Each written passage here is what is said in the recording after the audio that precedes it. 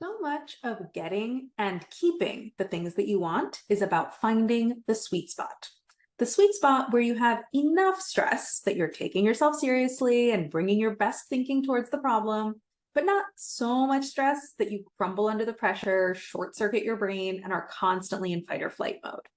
The sweet spot where you have enough belief that getting what you want is possible so that you're motivated and energized to go after it, but not so much belief that you think it's inevitable and you start just lazing around waiting for the universe to give you a miracle.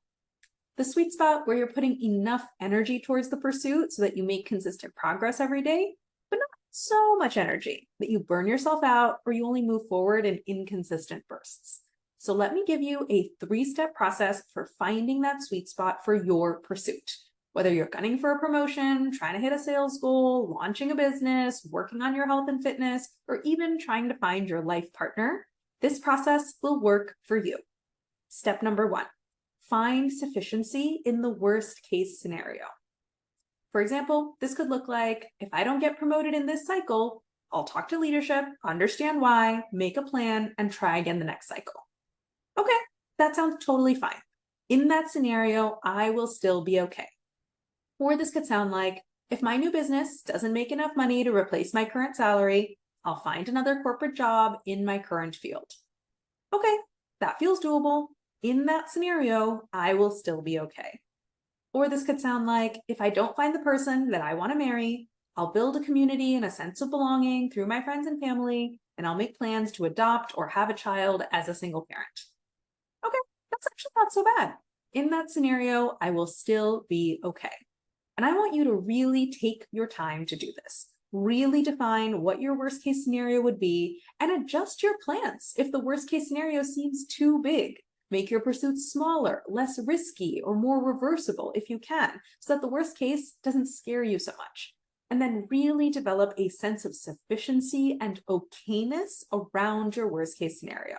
Because the most dangerous thing that you can think while pursuing a goal is, if I don't get what I want, I will not be okay.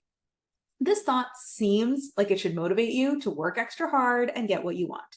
But for most people, this thought actually pushes them out of the sweet spot. It's too much stress. It's too much desperation.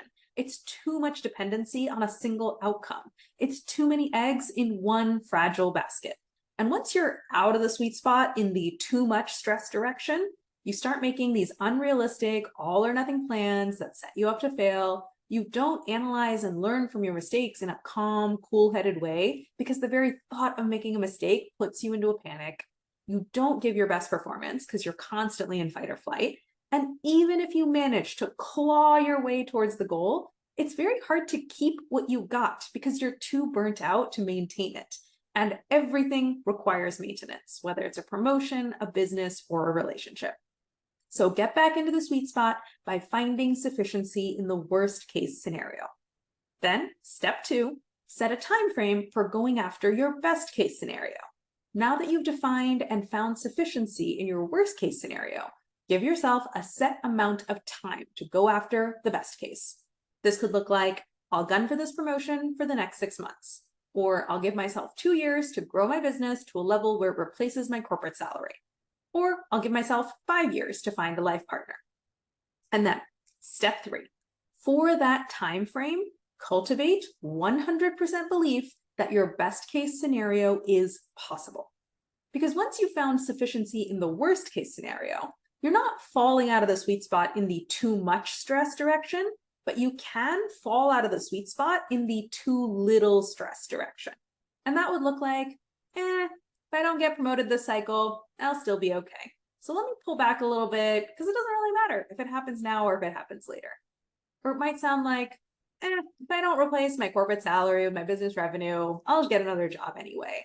That's probably what's going to happen. So let me just do some half-hearted efforts to get some customers and then just call it a day. Or it might sound like, even if I don't find a partner, I'll just have a family by myself and I'm fine with that outcome. So why should I even bother going out on dates? Falling out of the sweet spot in the too little stress direction isn't helpful either. It reduces your chances of success just as much as being on the too much stress side of the sweet spot does. So how do you hold both ideas in your head at once? The idea that if I don't get what I want, I will be totally okay. And the idea that I'm going after what I want, whole hog with no holdbacks. Here's how. For the time frame that you've given yourself to go after your best case scenario, put all your thoughts of your worst case scenario out of your mind. Put your plan B on a shelf and close your eyes to it.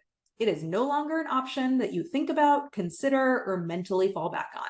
For the next X weeks, months, years, however long you've given yourself, that option does not exist.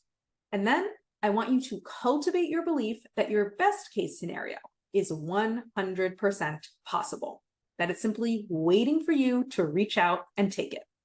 And the easiest way to do this is to list out all the reasons that your brain thinks your best case scenario is not possible, and then address every single one of those reasons as if you were a lawyer on the opposing side of a case. When I was first starting my coaching business, I did this exact exercise. My brain gave me so many reasons for why my coaching business was not going to be a success. For example, my brain told me people can get therapy for cheaper than they can get coaching. Many people can get coaching for free through their companies. Coaching is hard to explain to people that haven't experienced it before. I'm just starting out and I'm not an experienced coach yet. And another 10 or 15 reasons. The 4 I gave you were just a subset of what my brain told me. And I sat down and I wrote a counter response to every single reason. So when my brain told me people can get therapy for cheaper than they can get coaching, I wrote down, this is sometimes true, but it's not always true. I know people who pay for out-of-network therapists that are pretty expensive because they like them better than their in-network options. Also, coaching is different from therapy. Even if I'm working with a client on the same problem, I would tackle it differently than a therapist would. So I would be adding value and being helpful in a different way than a therapist would. So it's very possible I might have clients that have a therapist and work with me and get a ton of value out of both of those relationships. By the way, that's actually turned out to be true. A lot of my clients have therapists and also work with me. And when my brain told me many people can get coaching for free through their companies, I wrote down, this is true, but I've also done coaching sessions with people who have used their company's internal coaching offering, and those people have told me they preferred my approach. And that doesn't mean I'm a better coach than the company coach, but it does mean that every coach doesn't work in the exact same way. I have a specific technique and methodology that I'm using, and that might be different from what the in-company coach is using. So it's still possible for people to choose to work with me instead of the free in-company option. And I just have to explain to people what my approach is like and help them compare the approaches and help them make the best choice for them. Those are my responses just to 2 of the reasons my brain gave me. And I worked my way down the whole list until I was completely convinced that it was possible to build the business that I wanted to build. Not that it was inevitable, not that it was easy or fast or a simple walk in the park, but that it was possible. And cultivating this 100% belief that your best case scenario is possible, it takes time. I did not work through my list in a few minutes. It took me several hours over several days. And that 100% belief takes maintenance. This was not a one and done exercise for me. My brain still offers me lots of reasons for why I'm not going to succeed on a daily or weekly basis. And I still sit down and flip those reasons around until I'm back in my this is possible headspace. And all of this work is worth it. Because when you know that you'll be totally okay, even if you don't get what you want, and you also know that getting what you want is 100% possible, then the pursuit of your goal becomes play. It becomes fun. It becomes flow. So come talk to me and learn how to find that sweet spot for your own goals and learn how to come back to that sweet spot when your brain and the world knocks you out of it. Learn how to surf the wave and come back home again and again. My one-on-one coaching program teaches you a step-by-step process for doing this, and it gives you all the hands-on support that you need until it's done. The link to book a free consult call is above.